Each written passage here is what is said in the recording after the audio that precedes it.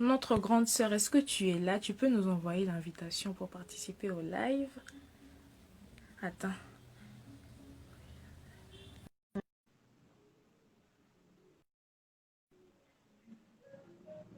La bonne humeur, hein, ce soir c'est la bonne humeur. C'est la bonne humeur, elle arrive, elle arrive. Elle est là!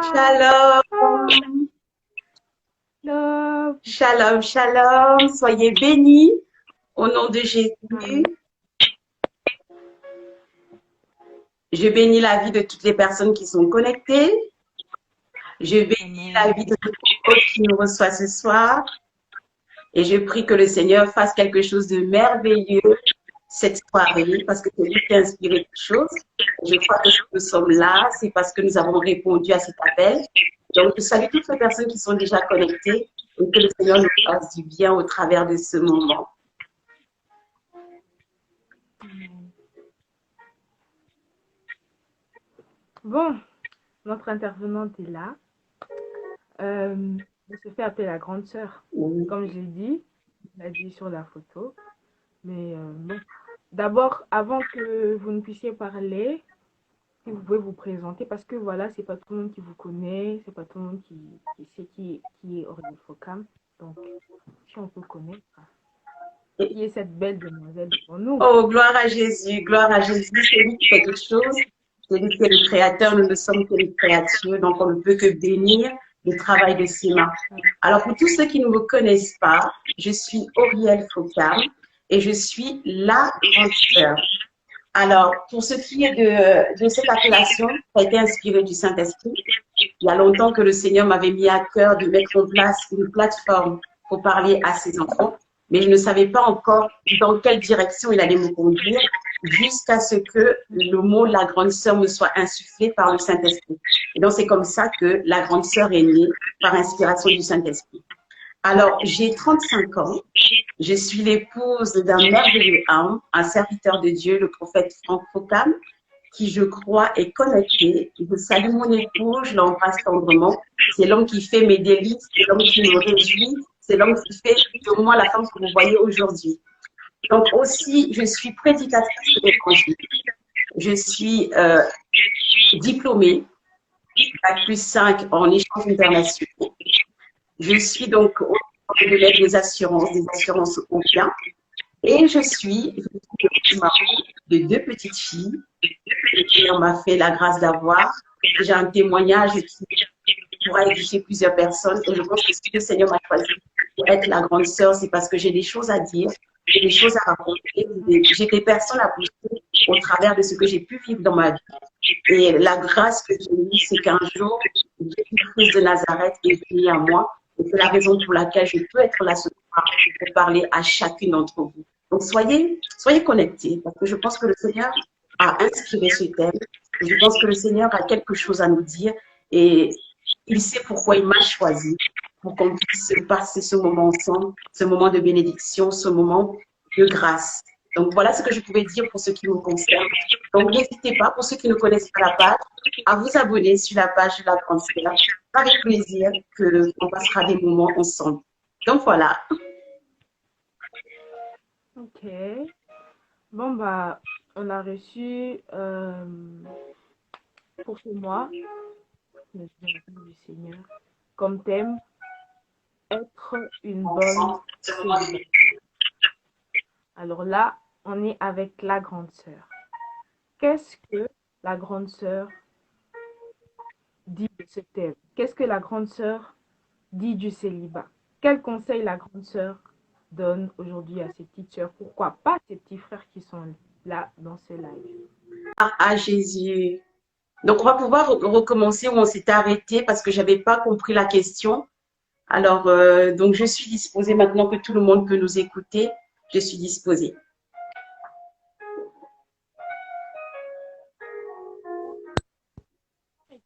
Bon, c'est pas vraiment une question. C'est que voilà, comme on a dit, le thème du mois, c'est être une bonne célibataire. Alors, en tant que grande sœur, qu'est-ce que vous dites par rapport à ça? Qu'est-ce que vous dites par rapport au célibat, sachant que vous êtes aussi passé par là? Comment bien vivre son célibat? Et surtout selon la parole de Dieu, bien sûr. Gloire à Jésus. Alors déjà, ce qu'il faut comprendre en tant que célibataire, là on va parler, le thème de ce soir, c'est être une bonne célibataire. Et quand on dit être une bonne célibataire, c'est qu'a fortiori, on entend qu'il existe des mauvaises célibataires. Alléluia. S'il y a de bonnes célibataires, c'est qu'aussi il y a des mauvaises célibataires. Et avant de pouvoir rentrer dans le thème qui nous réunit ce soir, j'aimerais déjà mettre l'accent sur certaines choses. Il y a beaucoup de personnes, quand on parle du célibat, elles ont l'impression qu'elles ne sont pas concernées pour des raisons qui sont multiples. Pourquoi? Il faut que quelqu'un comprenne que être célibataire, ça signifie ne pas être marié. Alors, si tu es en concubinage, tu es célibataire. Alléluia. Si tu es fiancé, tu es célibataire. Si on t'a fait une présentation à l'église, tu es célibataire. Le mariage, c'est le mariage. Le pax, ce n'est pas le mariage. Donc, si tu es paxé, tu es célibataire. Si tu vis en cohabitation, comme on peut dire dans certains pays en Europe, notamment la Belgique, si tu vis en cohabitation avec un homme ou tu vis en cohabitation avec une femme, tu es célibataire. Aussi longtemps que tu n'es pas marié, aussi longtemps que ton état civil n'est pas reconnu, aussi longtemps que tu n'as pas été honoré, que ce soit au niveau de la famille, que ce soit au niveau de l'État, que ce soit au niveau de l'Église, tu n'es pas marié. Donc, tu es célibataire. Et j'aimerais donc éveiller la conscience de certaines femmes, comme nous sommes sur le Woman Impact, pour leur faire comprendre que aussi longtemps que vous restez dans ces situations qui ont l'air, qui ont la ressemblance du mariage, vous n'êtes pas marié. Alléluia. Donc, en soi, vous êtes encore célibataire. Il t'a paxé, gloire soit rendue à Jésus, mais il ne t'a pas marié. Alléluia. Tu vis en concubinage avec lui, ça fait 10 ans, toute sa famille te connaît, mais tu n'es pas marié. Ça fait des années que tu cohabites dans le même logement que lui. Aussi longtemps que vous n'êtes pas marié, tu es célibataire. Et donc, le message que nous allons partager ce soir te concerne. Alléluia. Et je vais pousser pour le plus loin. Le thème que nous allons voir ce soir nous dit être une bonne célibataire. Alléluia. J'aimerais rassurer une femme. Le fait d'être une bonne célibataire ne t'assure pas d'être une bonne épouse. Parce que beaucoup pourraient penser que parce que je suis une bonne célibataire, je pourrais être une bonne épouse. Mais je rassure quelqu'un, une bonne célibataire peut demain faire une très mauvaise épouse. Et une mauvaise célibataire peut demain faire une très bonne épouse. Il y a des petites choses, des petits réglages que si une femme arrive à comprendre cela, elle sera une épouse merveilleuse et aussi une excellente célibataire.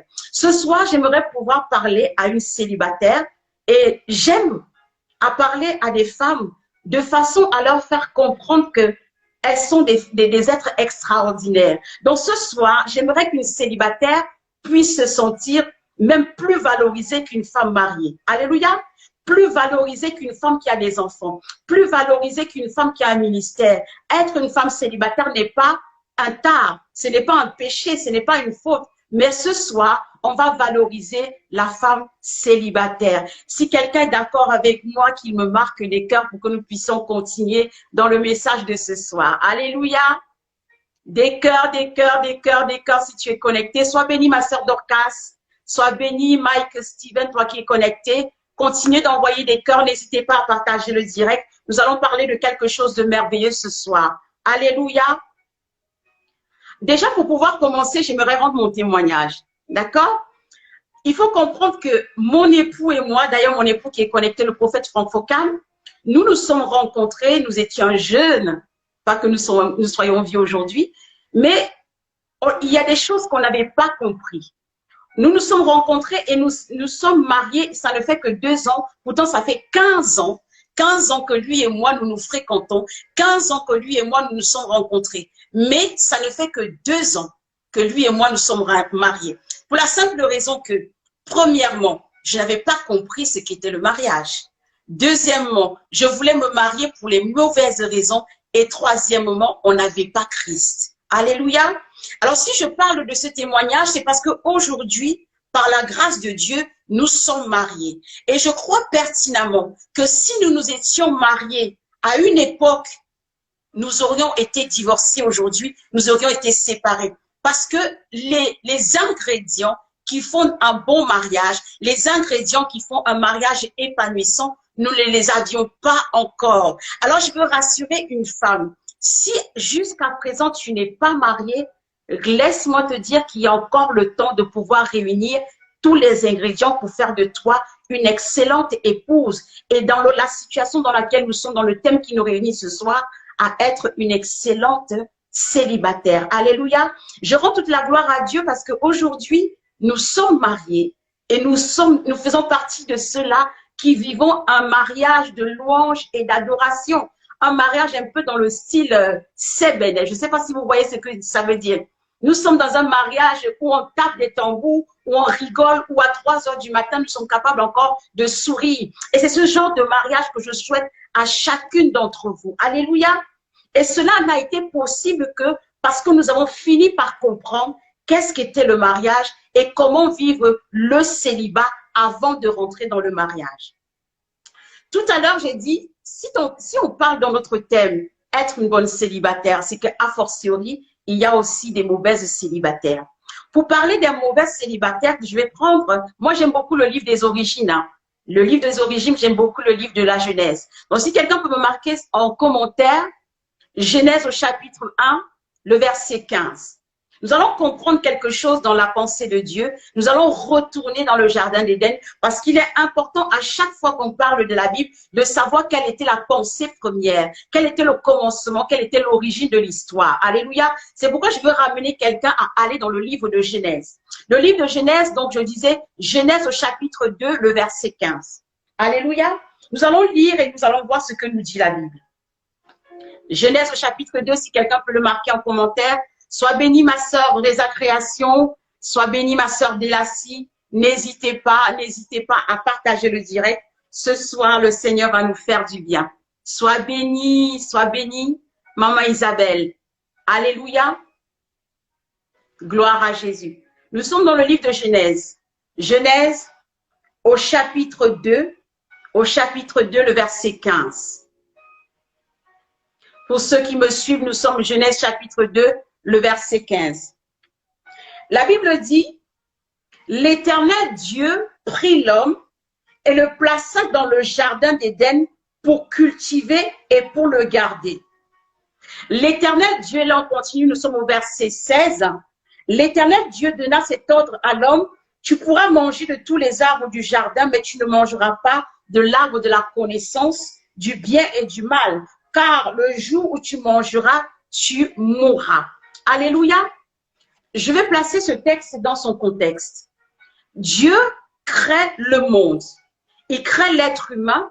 Et dans la création, Dieu crée d'abord l'homme. Et là, je parle d'Adam, le premier homme sur terre. Donc, Dieu manifeste Adam. Et Adam, dans sa première nature, est célibataire.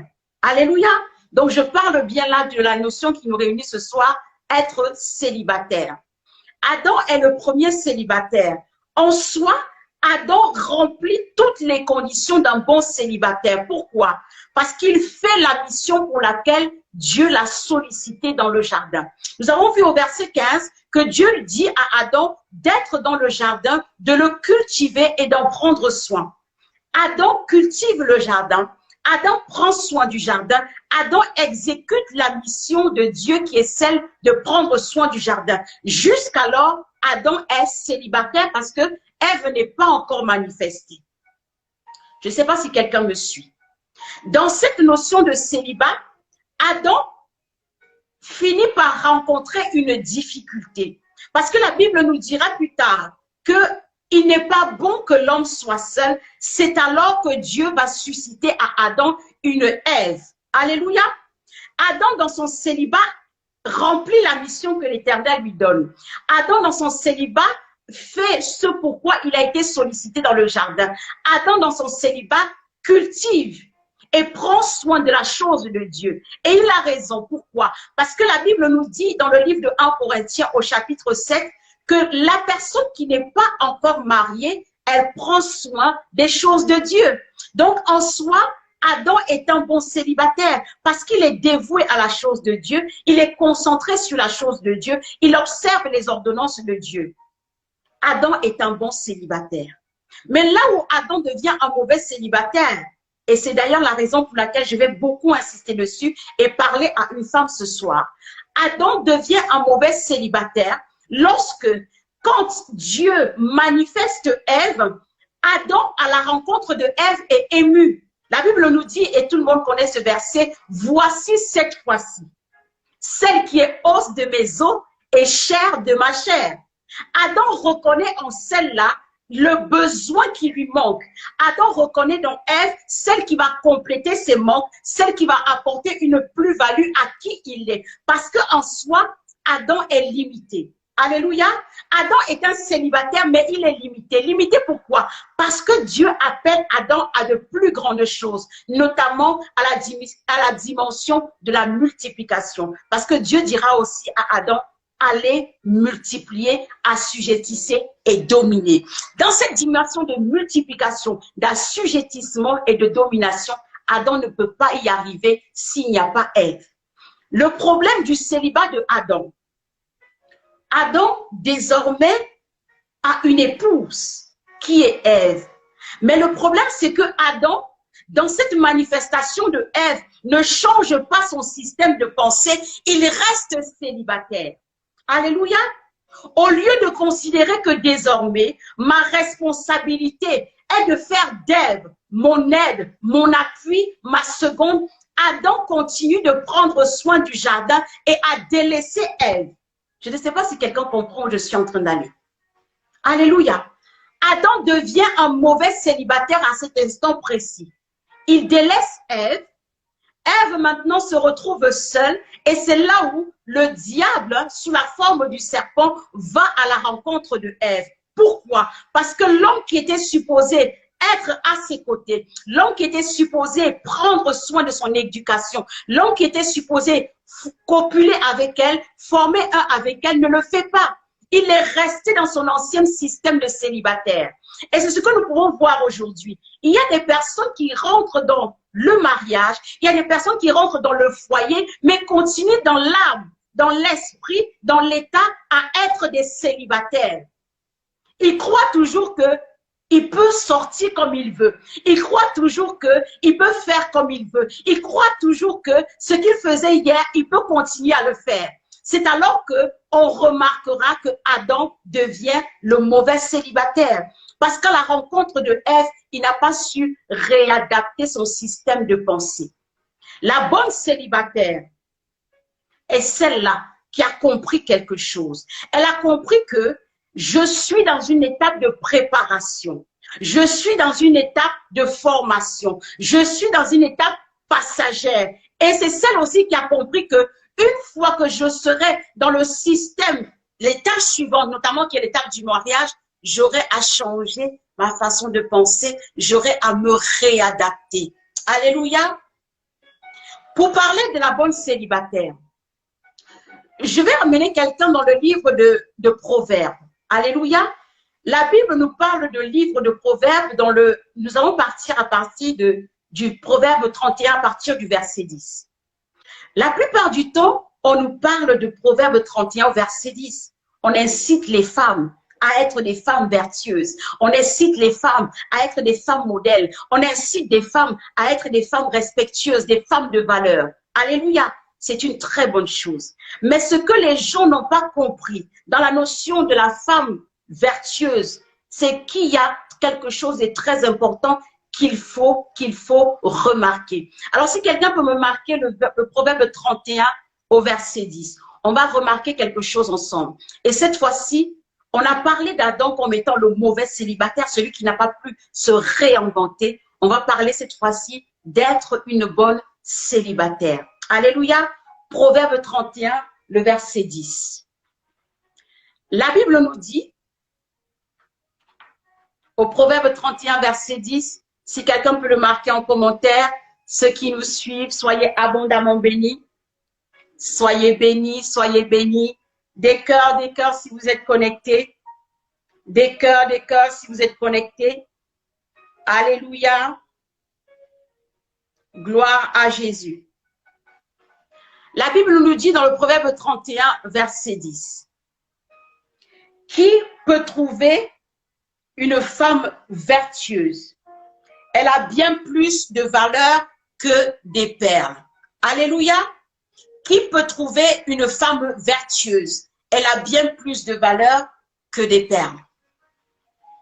Dans ce verset, la Bible met l'accent sur quelque chose. C'est vrai, l'idéal de la célibataire, c'est d'aspirer à être la femme en devenir de Proverbe 31. La femme de Proverbe 31 représente l'idéal. Elle représente cette femme qui est complète. Elle représente cette femme qui réussit dans son ménage. Elle représente cette femme qui réussit dans la société. Donc, en soi, la bonne célibataire est celle-là qui sera demain l'épouse de Proverbe 31.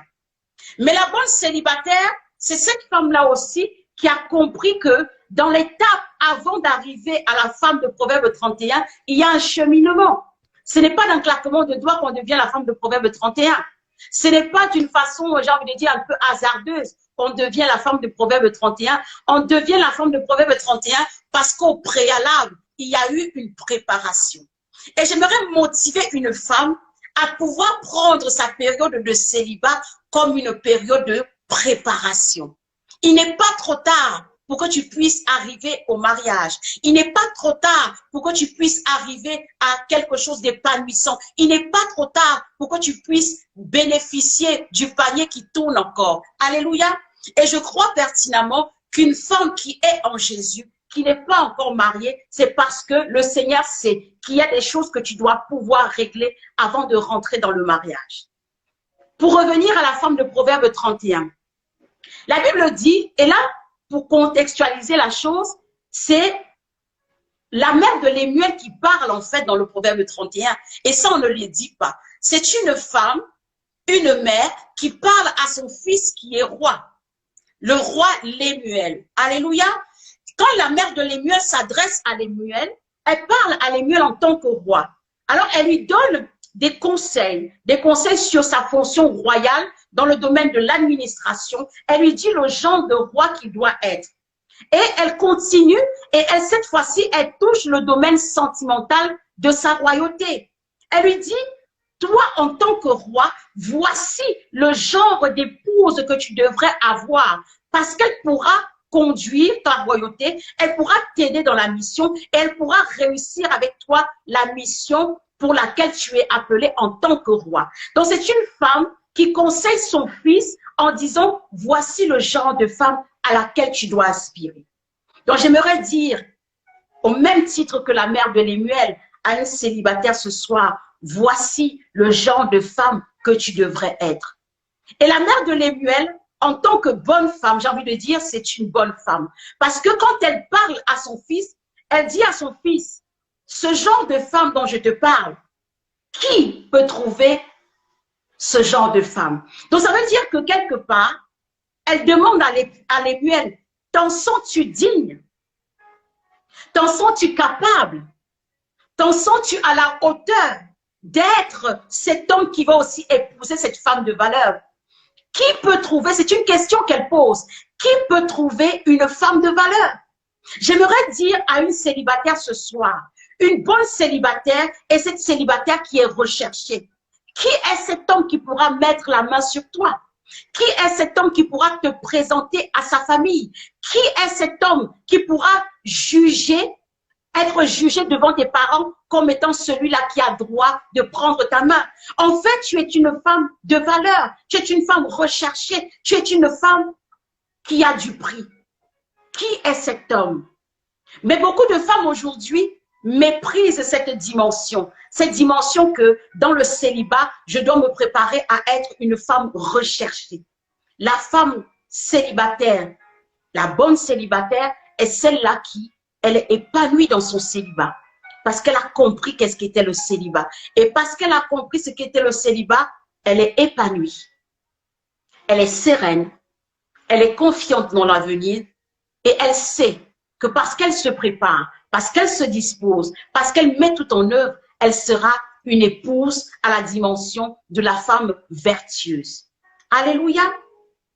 La femme vertueuse est cet idéal pour la femme célibataire. Et nous allons voir comment devenir cette célibataire modèle, cette bonne célibataire. Alléluia. Sois bénie ma sœur Louane. Soyez bénis vous tous qui êtes connectés. N'hésitez pas à partager le direct pour que ce soir nous puissions échanger ensemble. Alléluia. Là maintenant, je ne vais pas m'éterniser parce que c'est dans le thème qu'on aborde ce soir, on ne peut pas prêcher. Alléluia. Donc, je vais rentrer dans le conseil. Et dans le conseil, comment être une bonne célibataire. Il faut savoir que le mariage, c'est une maison qu'on construit. Alors, pour pouvoir donner des conseils à une célibataire en ligne ce soir, j'ai imagé les différents conseils comme une maison. Alléluia. Le premier conseil que je vais donner à cette célibataire, c'est que dans ta maison, assurément, on prendra la véranda. La véranda, pourquoi j'ai voulu mettre la véranda dans cette maison? La véranda, c'est cet endroit qui est extérieur à la maison. On n'est pas encore dans la maison, mais on est à l'extérieur. Et qui dit véranda parle d'une vie sociale, parle d'un relationnel. Une bonne célibataire, c'est celle-là qui sait avoir des relations sociales. C'est celle qui sait construire son relationnel. C'est celle qui sait aller tisser des relations. Une bonne célibataire, c'est celle qui a compris que je ne peux pas vivre en vase clos. Je dois avoir des connaissances, je dois avoir des relations, je dois avoir des amitiés. Parce qu'en soi, ce sont les amitiés qui nous permettent de grandir. Ce sont les amitiés qui nous permettent d'apprendre des choses. Ce sont les amitiés qui nous permettent de découvrir qui nous sommes et comment est le monde. Une bonne célibataire, c'est celle-là qui a du relationnel. C'est celle-là qui a une vie sociale. On ne peut pas être une femme qui aspire à une vie d'épouse comblée et ne pas avoir une relation sociale. Il faut apprendre à avoir des relations sociales. Il faut apprendre à gérer nos relations. Demain, ton époux aura des relations. Demain, toi aussi, en tant que femme, à côté de ton époux, tu auras des relations. Mais si tu n'as pas appris comment gérer des relations, si tu n'as pas appris comment gérer le relationnel, ton entourage, ton environnement, tu ne sauras pas le faire dans le mariage. Alléluia. Donc, il est important que cette célibataire qui aspire à être une bonne célibataire commence déjà dans la véranda à apprendre à gérer sa vie sociale. Comment tu gères tes collègues de travail? Comment tu gères tes camarades de classe? Comment tu gères tes promotionnaires? Comment tu gères tes voisins? Comment tu gères ta famille? Toutes ces relations que tu gères aujourd'hui seront peut-être le ciment d'une relation d'expansion demain. Le collègue que tu gères bien aujourd'hui, peut-être que c'est celui-là qui pourra t'aider dans le minerval de tes enfants. Le collègue que tu gères bien aujourd'hui ou la collègue que tu gères bien aujourd'hui, peut-être c'est celle-là qui pourra te donner des informations sur un terrain à acheter. La collègue ou le collègue que tu gères bien aujourd'hui, peut-être c'est celui-là qui te donnera des informations sur un poste pour que tu puisses aspirer toi aussi à t'insérer dans la société. Au niveau de la véranda, j'ai mis cette relation de relationnel. Gérer le relationnel, apprendre à prendre soin de nos relations. Alléluia. La bonne célibataire, c'est celle-là qui a compris. Aujourd'hui, je suis peut-être à l'université. Aujourd'hui, je suis peut-être employée. Aujourd'hui, je suis peut-être dans un quartier. Mais il est important que je sache vivre avec mon environnement. Il est important que je sache vivre dans la société. Et il est important que je sache tirer profit de mon relationnel. Parce que demain, c'est ça qui pourra m'aider dans ma vie future. Alléluia. Le relationnel. Nous sommes au niveau de la véranda. Cet espace extérieur. Prendre soin de ce relationnel. Alléluia. On va continuer à rentrer au fur et à mesure. J'ai dit le mariage, c'est comme une maison. Le deuxième espace que nous allons voir dans la maison, c'est le salon. Que représente le salon? Dans le salon, j'ai mis la notion de recevoir et de se former. Alléluia. Une femme, cette célibataire, qui demain aspire au mariage, doit pouvoir savoir recevoir. Alléluia. Dans combien de foyers on a vu des femmes qui ne savaient pas recevoir? Elle ne sait pas où mettre la fourchette. Elle ne sait pas où mettre la cuillère. Elle ne sait même pas comment décorer la maison pour pouvoir recevoir. Elle n'est pas accueillante. Elle n'est pas souriante. Elle ne donne pas envie de venir chez elle.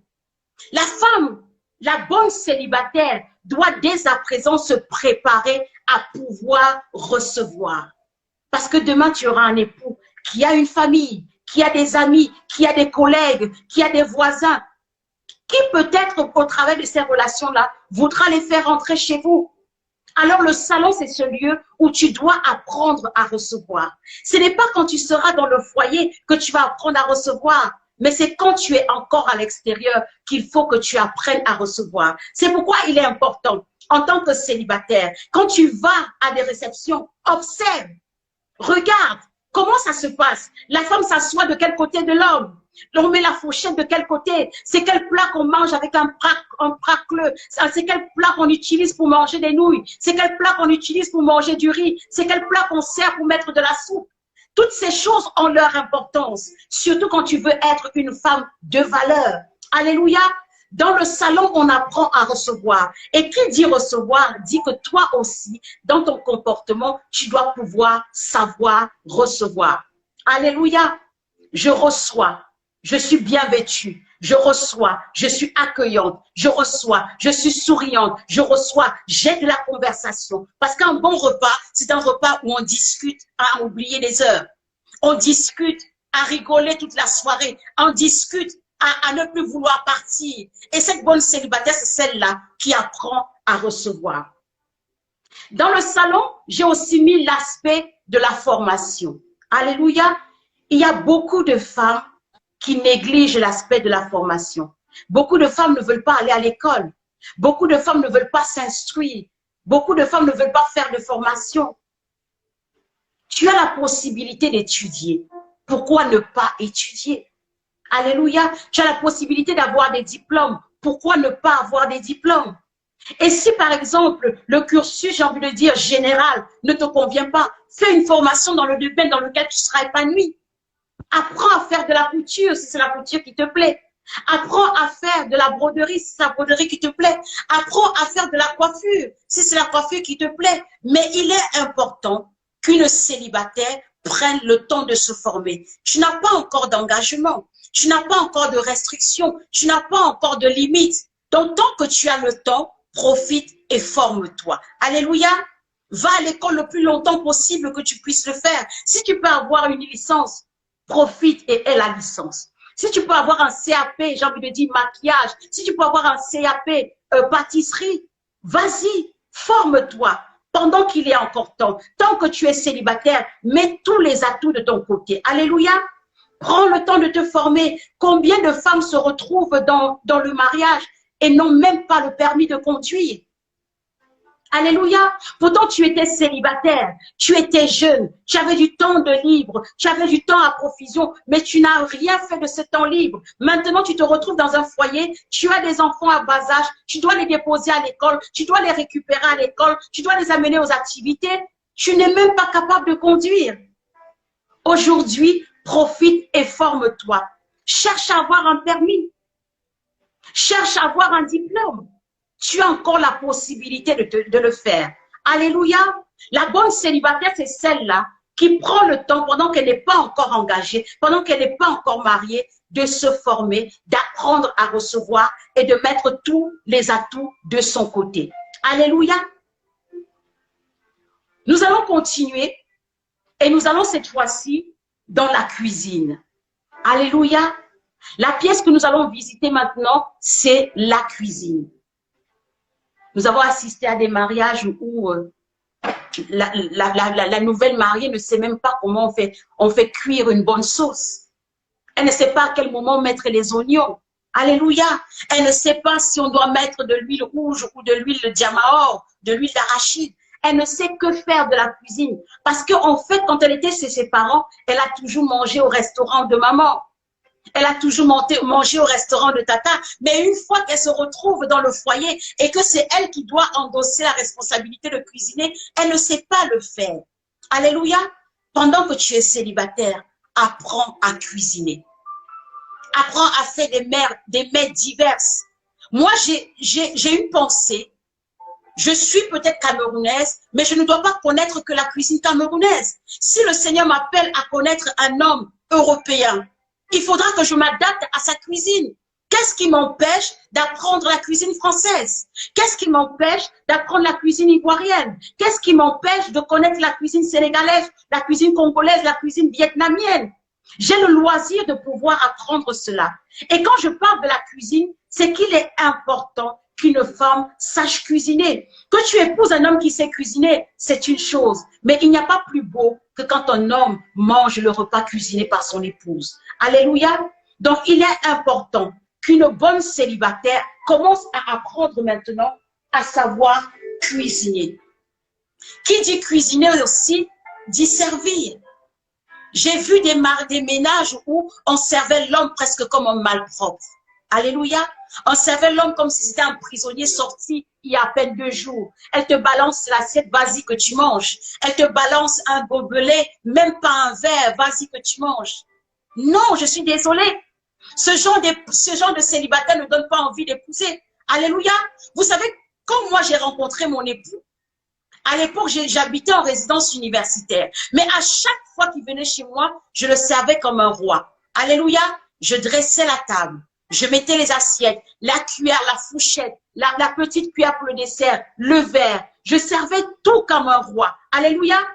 Et je pense que quand il voyait cela, il se sentait déjà roi. Pourtant, il n'était pas encore mon époux. Mais je lui faisais comprendre, voici la dimension du genre d'homme que je vais épouser. Et voici le genre d'homme que tu seras si tu m'épouses. Alléluia. Quel homme va manger dans une assiette en plastique ou en papier et aura envie de revenir? Tu le considères comme n'importe quoi. Il faut apprendre à cuisiner, mais aussi apprendre à servir. Alléluia. Et j'ai envie de dire à une femme, la bonne cuisine est celle qui est faite avec amour.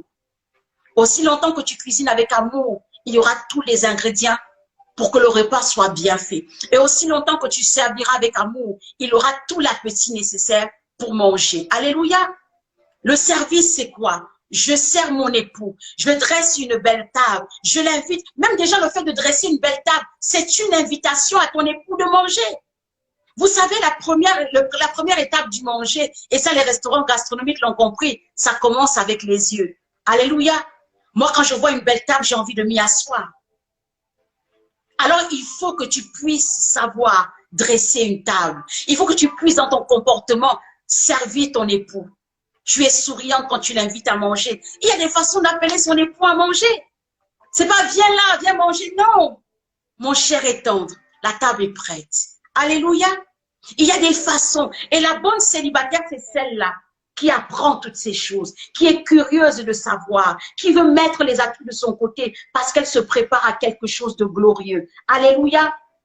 Savoir cuisiner, mais aussi savoir servir. Je sers mon époux. Je ne sers pas n'importe qui. Je sers l'homme de ma destinée. Je ne sers pas n'importe qui. Je sers le roi de ma vie. Je ne sers pas n'importe qui. Je sers celui qui va m'honorer ou qui m'a déjà honoré. Je ne sers pas n'importe qui. Je sers celui qui m'a amené devant mes parents, devant Dieu et devant les hommes. Je ne sers pas n'importe qui.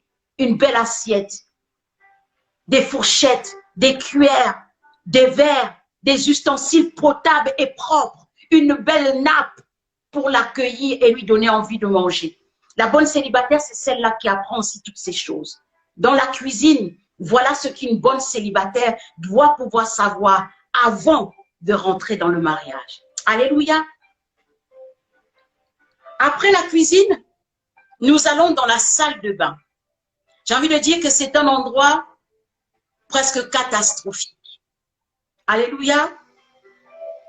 Parce que quand on est appelé à être femme au service de Dieu, on sert Dieu. Donc, les gens nous confient des choses. Alléluia. Il y a des femmes qui ne savent même pas comment avoir une bonne hygiène corporelle. Alléluia. Et elles aspirent au mariage. Il y a des hommes qui viennent vers toi, mais ils ne partent pas parce que tu n'es pas belle, mais parce que ton hygiène n'est pas potable, ton hygiène n'est pas concevable, tu ne sais pas avoir une bonne hygiène. Alléluia. Dans la salle de bain, il faut qu'une femme apprenne la propreté et l'hygiène. Comment avoir une bonne hygiène intime, comment prendre soin de son intimité, comment pouvoir avoir une bonne odeur, comment pouvoir bien présenter. Alléluia, ce sont des éléments qui sont importants. Tu peux être belle, mais si tu ne sais pas présenter, ce n'est pas intéressant. Tu peux être belle, mais si tu n'as pas une bonne odeur, ce n'est pas intéressant. Tu peux être belle, mais si tu ne connais pas avoir la propreté de ton environnement, de ta maison, de tes effets, ce n'est pas intéressant. Alors dans la salle de bain, ce sera apprends avant comment avoir une bonne hygiène, comment laver tes parties intimes, comment te parfumer le matin ou le soir, comment prendre soin de ton corps, comment te faire des gommages, comment te faire des masques, comment toutes ces choses sont importantes. Et c'est des choses qu'il faut apprendre avant le mariage. Il faut savoir aussi la propreté de ton environnement. Il faut faire le ménage.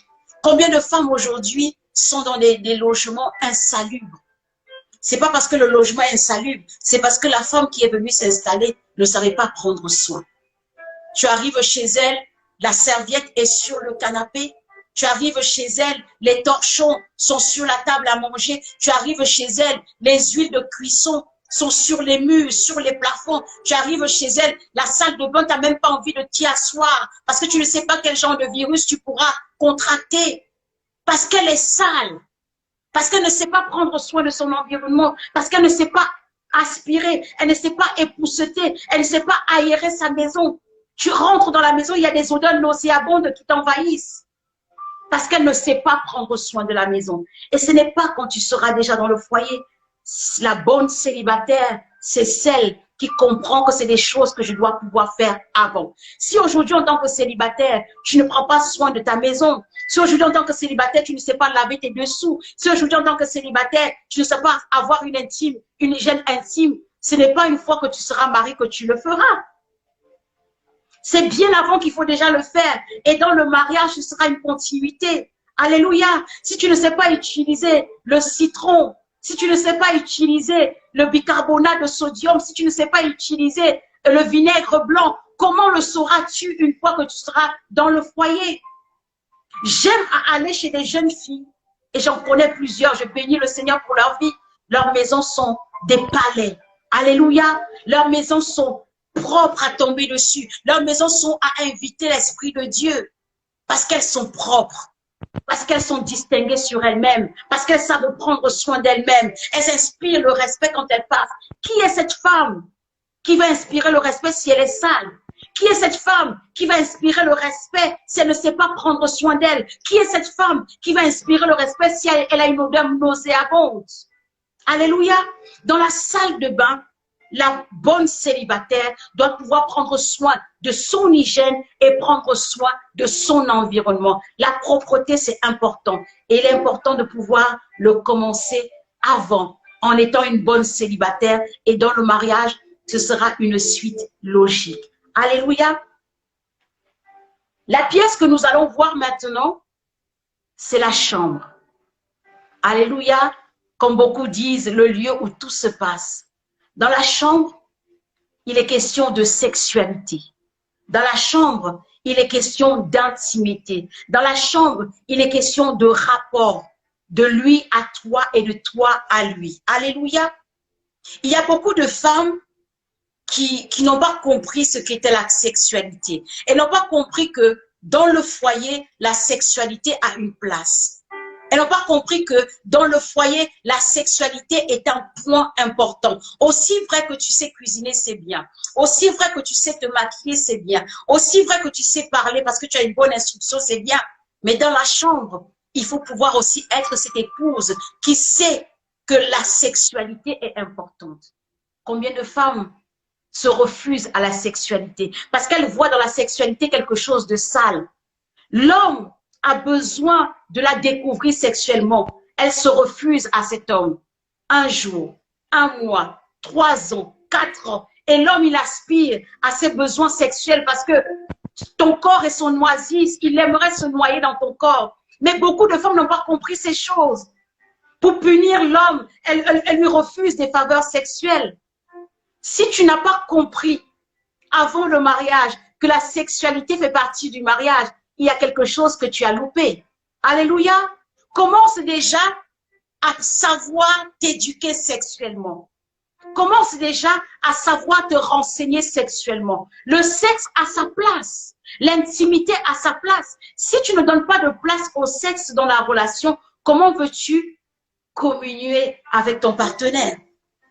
Comment veux-tu construire cette relation particulière avec lui? Cette relation qui fera la différence entre lui et tes frères. Cette relation qui fera la différence entre lui et tes collègues. C'est parce que vous allez copuler. C'est parce que vous allez vous assembler. C'est parce qu'il y aura cette dimension sexuelle que vous serez une seule chair. J'aimerais dire à une femme, se refuser à la sexualité, c'est dire que tu n'as pas compris. Il faut que tu puisses représenter toutes les femmes de ton époux. Il veut que tu sois sa maîtresse. Eh bien, sois sa maîtresse. Il veut que tu fasses des positions, je ne sais lesquelles. Tu dois pouvoir les faire. Parce que si tu ne les fais pas avec lui, avec qui le feras-tu? Et s'il ne le fait pas avec toi, avec qui veux-tu qu'il le fasse? Alléluia. La sexualité a sa place. Dans la chambre, c'est le lieu secret. Ce que vous faites là-bas, le monde n'a pas besoin de savoir. Les positions que vous faites, les attouchements que vous faites, ça vous regarde. Une fois que vous êtes marié, vous avez tous les droits. Alléluia. La sexualité. Dans la chambre, il est question de sexualité. Dans la chambre, il est question d'intimité. Mais dans la chambre aussi, il est question de projet. C'est dans la chambre qu'on construit les projets. Vous savez, on dit les projets se construisent dans le silence. C'est la réussite qui fera le bruit. Il y a des projets que tu construis dans la chambre avec ton partenaire et tu n'as pas besoin d'aller le crier sur tous les toits. Construisez vos projets dans le silence. Dans la chambre, c'est ce lieu-là où tu construis le secret de votre avenir, le secret de votre foyer, le secret de votre réussite. Si tu n'as pas appris à garder le secret quand tu étais célibataire, une fois que tu seras dans le foyer, tu ne sauras pas le faire. Il y a des femmes qui aujourd'hui, quand tu leur dis « Ah », dès qu'elles sortent, elles sont bouillonnantes de répéter ce que tu leur as dit. Alors ces femmes-là, il faudrait qu'elles commencent à savoir qu'est-ce qu'on dit et qu'est-ce qu'on ne dit pas. Et j'aimerais dire à une femme, on ne dit pas tout. Alléluia, on ne dit pas tout. Il y a des secrets qu'il faut pouvoir garder. Dans la chambre, il est question de savoir, d'apprendre à garder les secrets. Les secrets qui seront la base de votre foyer, les secrets qui seront les secrets de votre maison, les secrets qui seront les secrets de vos foyers. Alléluia. La chambre, c'est la sexualité, mais aussi le secret. En dernier ressort, nous allons parler de la cave. Et là, j'interpelle vraiment une célibataire, une femme qui veut être une bonne célibataire. La cave, c'est un endroit très important. Pourquoi? C'est cet endroit où tu vas enterrer tout ce qui est de ton comportement qui pour toi sera un échec. Ton orgueil démesuré, enterre dans la cave. Ton insoumission, enterre dans la cave. Ton mauvais caractère, ta façon de mal parler aux gens, tes insultes, tes injures, enterre dans la cave. Alléluia. Tu ne peux pas être une bonne célibataire qui aspire à être cette femme vertueuse et avoir un caractère, j'ai envie de dire, de chèvre. Non. Dans la cave dès aujourd'hui, apprends à enterrer ce mauvais caractère. Enterre ton insoumission. Enterre ton manque de respect. Enterre ton parler trop. Je parle, enterre ça. Enterre tout ce qui, de ton comportement, peut être un frein pour toi demain. La cave sert à ça. Oublie toutes ces choses. Deviens une grande femme. Une femme qui sera estimée. Une femme qui sera respectée. Une femme qui saura quand parler, quoi dire et comment le dire. Il faut que dans la cave, tu enterres toutes ces choses. Ton mauvais caractère n'a pas lieu d'être. Enterre-le. Tu connais quels sont tes tares. Tu connais quelles sont ces choses qui ne sont pas louable dans ton caractère.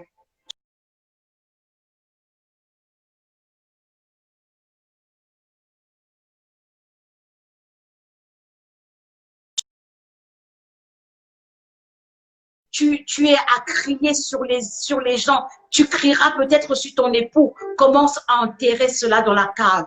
Tu es quelqu'un qui sous-estime les autres. Tu es imbu de toi-même. Commence à enterrer cela dans la cave. Alléluia. La cave sert à ça. Enterre tout ce qui est mauvais comportement et sois renouvelé pour être cette bonne célibataire. Alors, Voilà un peu dans l'ensemble l'image que la bonne célibataire, celle-là qui se veut devenir l'épouse, la femme vertueuse, doit pouvoir bâtir au préalable. La bonne célibataire, c'est celle-là qui est épanouie parce qu'elle sait que dans cette étape de ma vie où je suis, je prends le temps de me former. Je prends le temps d'apprendre ces choses que je ne sais pas. Je prends le temps de me discipliner. Je prends le temps de me connaître. Je prends le temps d'apprendre de mes erreurs, de mes fautes pour que demain, quand je rentre dans un foyer, que ce soit pour une réussite, que ce soit pour l'excellence et que l'homme qui mette la main sur moi, l'homme qui m'honore, puisse être heureux d'avoir mis la main sur moi. La bonne célibataire, c'est celle-là qui a compris que le célibat, ce n'est pas un problème, mais c'est une étape de formation. Et celle-là aussi, c'est celle qui accepte de se former. Il y a beaucoup qui n'acceptent pas de se former et désormais, elles rentrent dans des foyers pour vivre des foyers de style de Jérémie. Lamentation, c'est elle qui appelle le pasteur, c'est elle qui appelle la famille, c'est elle qui fait les réunions tous les jours parce que ça ne va pas. Ça ne va pas parce qu'on n'a pas pris le temps de se former. On n'a pas pris le temps d'apprendre. On n'a pas pris le temps de se discipliner. On n'a pas pris le temps de se maîtriser. Tous ces éléments, tous ces ingrédients sont les ingrédients qu'une bonne célibataire doit pouvoir connaître, qu'une bonne célibataire doit pouvoir mettre en place pour pouvoir le pratiquer une fois et devenir la merveilleuse épouse, la merveilleuse femme que décrit la mère de Lémuel dans le Proverbe 31. Cette femme dont le mari loue son nom aux portes de la ville. Cette femme dont le mari a confiance. Cette femme dont le mari en est fier. Cette femme dont le mari fait la présentation tous les jours, à quelque occasion qu'il a, parce qu'il est fier de son épouse. La bonne célibataire, c'est celle qui construit ce lendemain-là, un lendemain radieux dans lequel le Seigneur sera glorifié, parce que cette femme aura compris que le Seigneur fait toutes choses bonnes en son temps. Alors je dis à une célibataire, si jusqu'à présent, tu n'as pas encore trouvé chaussure à ton pied, revois à l'intérieur de toi les étapes de la maison que tu n'as pas compris. Est-ce que c'est la véranda que tu n'as pas compris dans le relationnel que tu devais avoir? Est-ce que c'est la cuisine que tu n'as pas compris dans le savoir recevoir et le savoir cuisiner? Est-ce que c'est la salle de bain que tu n'as pas compris parce que ton hygiène corporelle ou ton hygiène de ton environnement, tu n'as pas su dominer? Ou alors simplement, est-ce que c'est la cave qui fait problème? Il y a des femmes que elles sont belles, elles sont intelligentes, mais au niveau du caractère, on n'a même pas envie de les amener à la mairie. Au niveau du caractère, on n'a même pas envie de les présenter aux parents. C'est parce qu'en fait, elles n'ont pas dominé l'étape de la cave. Alléluia. Tous ces éléments que je vous ai donnés, repensez-y et commencez à voir à quel domaine, à quel endroit je pêche, à quel endroit de la maison je ne suis pas encore arrivé. Et je crois pertinemment que le Dieu que nous servons, qui est un Dieu de justice, saura vous donner ce que vous méritez. Mais il est important qu'au préalable, vous soyez cette bonne célibataire qui se forme, qui accepte de se former pour être une épouse merveilleuse. La bonne célibataire, c'est celle qui est épanouie dans son célibat parce qu'elle est sereine et qu'elle croit que Jésus-Christ de Nazareth lui apportera chaussure à son pied. Donc voilà ce que je pouvais dire par rapport à ce thème de la bonne célibataire. Alléluia. Gloire à Jésus. Est-ce que vous me recevez bien?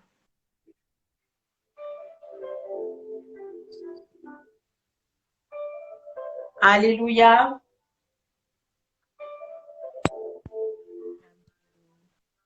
Alors, je crois qu'on a un bonne chose. Tellement de bonnes choses que je ne sais même pas quoi dire. C'est vrai qu'on a un peu dépassé dans le temps. Du coup, d'abord, je bénis le Seigneur pour ce que nous avons reçu ici ce soir. C'est vraiment des très bonnes choses. Ce n'est pas tous les jours. On n'a pas ça, au fait, ce n'est pas à notre portée à chaque fois. Amen. Ce n'est pas tous les jours qu'on reçoit un conseil comme ça. Vraiment, servant de Dieu, que le Seigneur continue d'œuvrer encore en vous. Amen. Vraiment, vraiment. Gloire à Jésus. Ce thème, oui, le Seigneur me l'a inspiré, mais je n'avais pas vu les choses sous cet angle-là. Donc, je sais, je peux dire au fait que ce soir, après ce live, j'ai reçu quelque chose de très fort et que je vais garder vraiment au fond de moi. Et je prie vraiment qu'une personne ici dans ce live comme moi puisse garder ce qu'on a reçu ici ce soir. Alors, Amen. j'aurais donné les questions, mais là, Amen. on a un peu dépassé dans le temps et j'ai un petit problème avec ma lumière là. Mm. Du coup, pour tous ceux qui ont des questions, vous pourrez me les envoyer et je ferai parvenir à la grande sœur et elle pourra vous Alléluia. répondre tout ce que vous avez. Ne vous gênez pas, ça va vous aider. Donc, posez vos questions, je pourrai la faire parvenir et vous aurez vos réponses le plus tôt que possible. Alléluia. Sinon, merci de Dieu, que Dieu vous bénisse, que Dieu vous bénisse Amen. encore et encore. Gloire à Et Jésus. on espère vous voir une prochaine fois. Amen, amen, amen. En tout cas, ça a été un plaisir de pouvoir échanger avec vous sur cette plateforme. Donc, j'encourage vraiment les femmes, abonnez-vous sur cette plateforme Woman Impact. Je pense que vous serez bénis. Et le nom parle de même, donc abonnez-vous, invitez les personnes à s'abonner aussi. Je bénis vraiment la vie de la servante de Dieu pour cette inspiration qu'elle a eue du Seigneur pour cette page.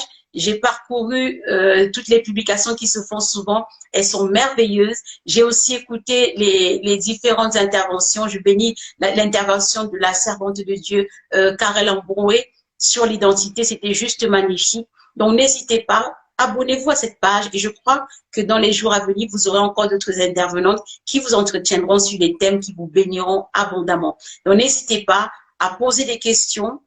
La servante de Dieu me fera parvenir et on s'arrangera pour que vous puissiez avoir des réponses. Donc, quant à moi, retrouvez-moi sur ma page, donc La Grande Sœur. N'hésitez pas à vous abonner, à partager. Et si vous avez aussi des questions par rapport à cela, vous pouvez me les poser aussi au travers de ma page ou au travers de la page Woman Impact. Alléluia. Soyez abondamment bénis pour ce moment que nous avons passé ensemble. Je prie que le Seigneur se soit glorifié, que vous ayez été édifiés. On avait juste ce petit moment à passer ensemble. Et donc, je pense que dans le temps qui nous a été imparti, on a pu recevoir pas mal de choses. Que le Seigneur soit béni. Merci beaucoup. Bonne soirée à vous. Bonne soirée à tout un chacun. Soyez abondamment bénis. Shalom. Shalom.